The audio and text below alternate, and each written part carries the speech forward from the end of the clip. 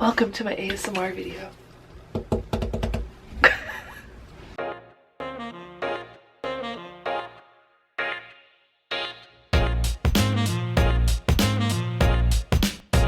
Hi, today we're gonna do something cool and we're gonna do a easy, quick, and most of all, fashionable. We're gonna be thrift flipping some trendy tops. So pretty much, making trendy clothes right now is all about taking something good and perfectly warm and cutting holes in it, rendering it useless to winter.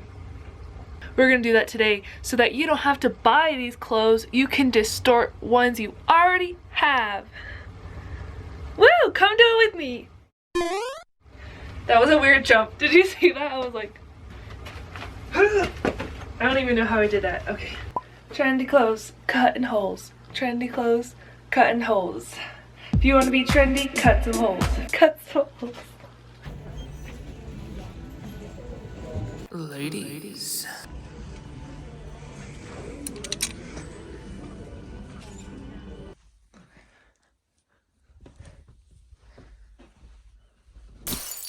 Alright, so here's a closer look at the top I got from the Arc. It's a ribbed knit shirt from H&M. And here are the other shirts that I got from Closet Thrift Shopping. They're also ribbed knit, so everything I got is a stretchy ribbed knit shirt. I started by taking in my shirt because I knew I wanted it tighter, but that was a mistake because I should have cut the shirt open, left it open, did the design, and then closed it at the end. So keep that in mind. The next thing I did was measure out where I wanted the cutouts to be on this shirt. So I measured right at the top of the shoulder, all the way down the arm, and then right in the middle of the bodice. Later you'll see me going back and adding more cutouts. So don't be like me and measure all yours at once.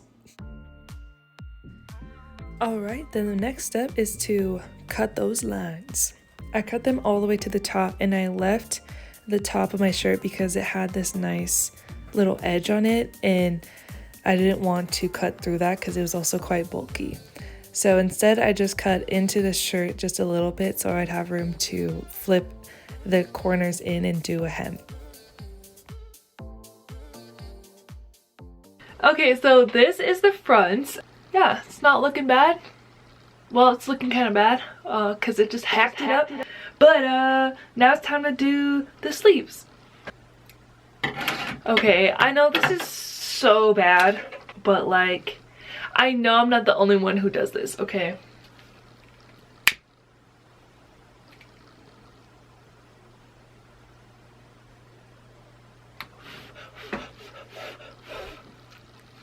It's probably not good for my brain, and it's probably not good for clothes, and I probably look like a fool to anyone who's professional, but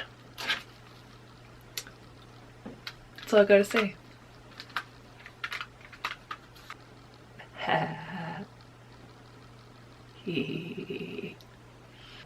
I see fire.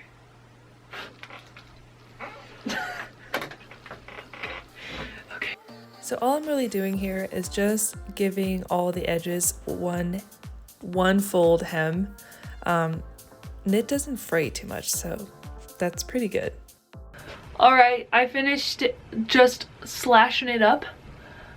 Looks kind of crazy. And now I'm going to take a dinner break.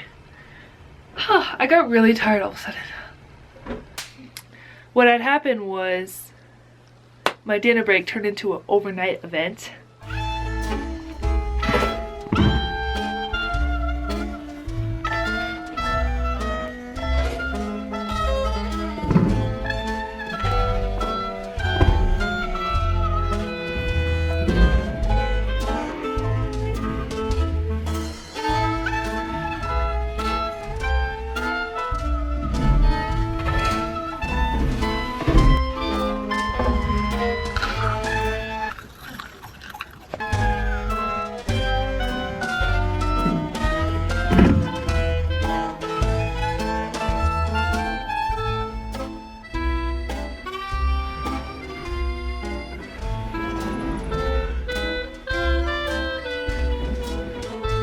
But I am back this morning and ready to rumble. Ready to rumble?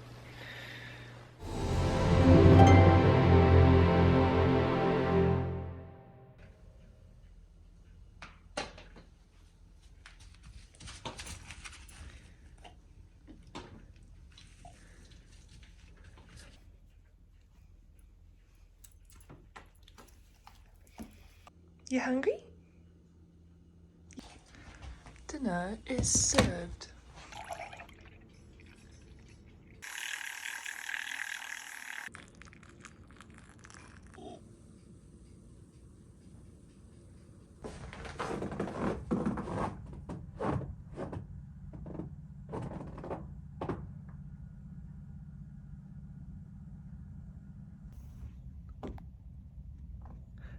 When it's 2 degrees in Colorado, we have a lot of sun.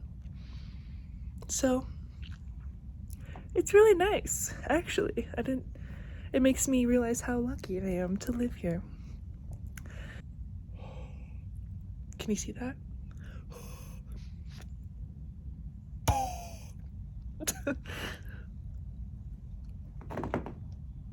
I don't even think you can see the snowflakes. Okay, going inside. The next thing you're gonna do is measure out where you want to sew the 2 sides together so that your shirt is not necessarily flapping in the wind anymore, and it'll be more like little waves of cutouts. And if you have a stitch like number 3 here on your machine, definitely use that. If not, you're just gonna have to go over these stitches a bunch of times. So pretty much all I'm doing here is taking one side of the shirt and slightly putting it over the other side and then just sewing that into place. I'm just eyeballing most of this, so yeah.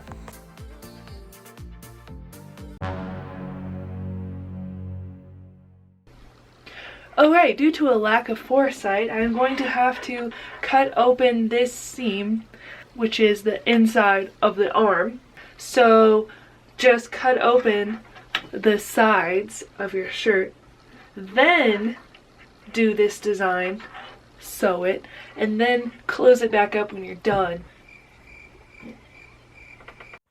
So the problem I ran into is I couldn't fit the sleeve around my sewing machine to even sew the designs in place. But if I left this part open from the get-go, I would not have run into this problem. Okay, so now that we got all of our little thingies sewn, it's time to close up the sleeve, which just pretend that this is all open right now because that's what you're supposed to do, so okay. Okay, this looks so good. Boring in the back, exciting in the front. Peekaboo. Ooh, is that a shoulder? Oh, no, I'm just kidding. Okay, surprise, I thought that this wasn't enough, so I did 2 more lines on the side and 2 more lines in the back. Same process, same everything, just more lines. So yay! Woo! I'm done! Yeah! Yeah! I don't know what that was. There's the back. No more holes for today. I'm tired of cutting holes, Liv. That's too damn bad! We're trying to be trendy. Now, let's move on to this one. Okay, so my plan is it's going to go around and under the titties, okay? And then it's gonna buckle right here. So this process was actually quite simple. I actually just rough sketched out where I wanted the shirt to sit on my body with seam allowance. And then when I cut it out, I just try to make sure it was as even as possible.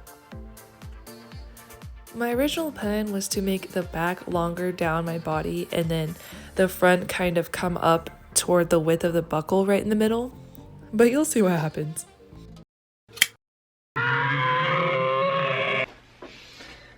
Oh man, I just accidentally cut both layers. Okay, we're gonna revisit this plan and I'll get back to you. Welcome to my ASMR video. So pretty much what I ended up doing is making the whole shirt a little bit shorter. And then I did a serge and a hem on all the raw edges. I also made a couple really tiny clips into the fabric where it curves a lot just to help fold it over.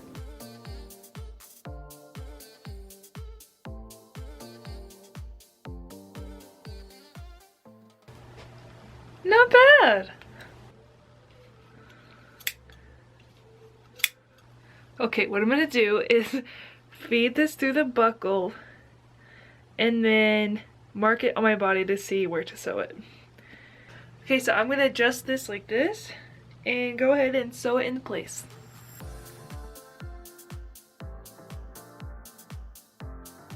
And yay, I'm done with this one, yeah. Look how cute it is. All right, time to move on to the next one.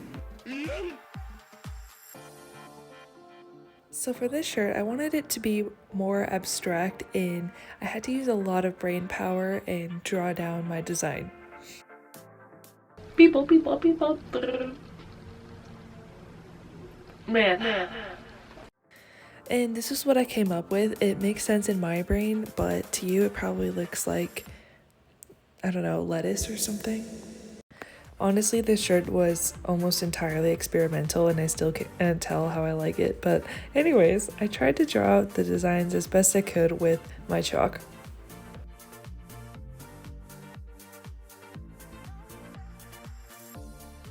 You guys, this is so complicated. I just had to use my hard brain skills. Haven't tapped into those in a while. Just kidding. Oh yeah, speaking of, I'm gonna start a new job. A part-time, so that I can do this the other part-time. And I'm gonna be a tutor, so that's fun. Let me explain to you my process, because I realize I haven't been explaining to you. Okay, so you see these lines, these big curves here. This is going to be the front, okay? So I'm going to cut all along here, which will make all this piece come out, these side pieces. And then from there, I'm going to cut out this line, like this. And to make it look like it's interconnected, I'm just going to inconspicuously sew the end of this right on the end of this piece underneath it, so it'll look like it's overlapping. And then these will be gaps all the way around my body. Same with up here, and same for the sleeves. I am stalling because I don't want to cut this. Oh my god, it's scary.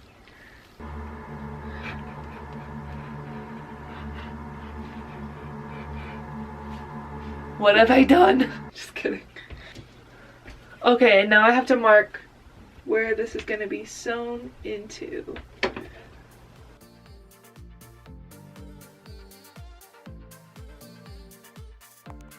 So at this point, I was just straight up hacking and hoping that it would work in the end, but I wasn't very confident, to be honest. Shit's getting weird. Oh god. I practiced doing a small overlock stitch on this scrap piece of fabric and I think I like it the best. I use a gray thread for one of the left needles and it actually looked really good. And it was only because I ran out of black thread cones for the serger. But yeah, I'm gonna do that on all of the sides now.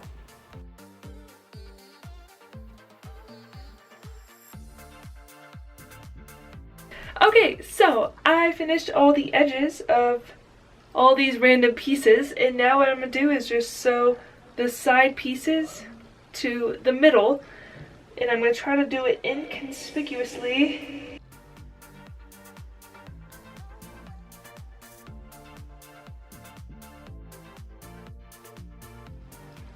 It's a new day. I am almost done with these shirts.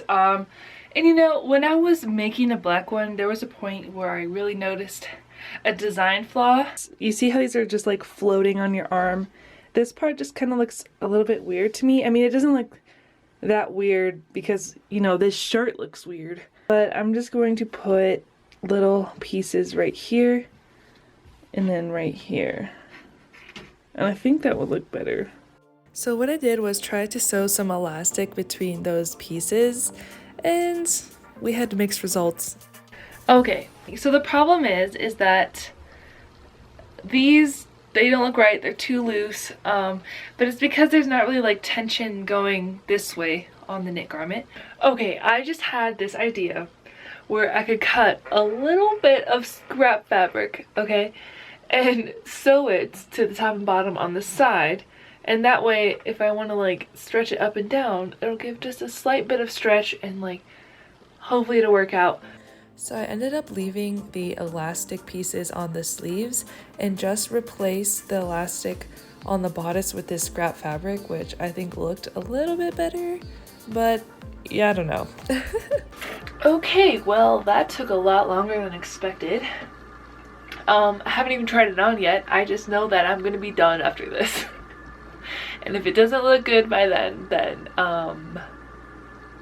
so be it. I think this one like kind of is like that raggedy look, you know. This is one of those things that won't look good until you put it on. If it does at all. If it does at all.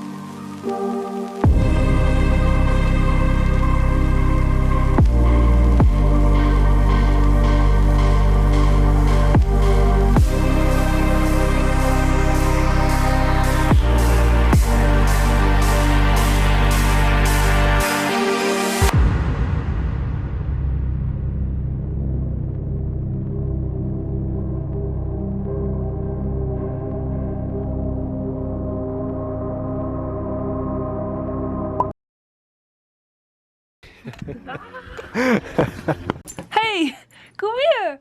Come here. Boop. Got this morning's breakfast in my teeth. Oh, that's not a good angle. Whoa. Oh. Swiss cheese. Woo. Wow. You know what I mean? You know what I mean?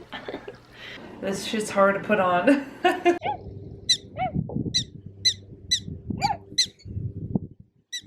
Hold the stick together and walk through the meadow. It is cold. It is cold, cold, cold, I tell ya.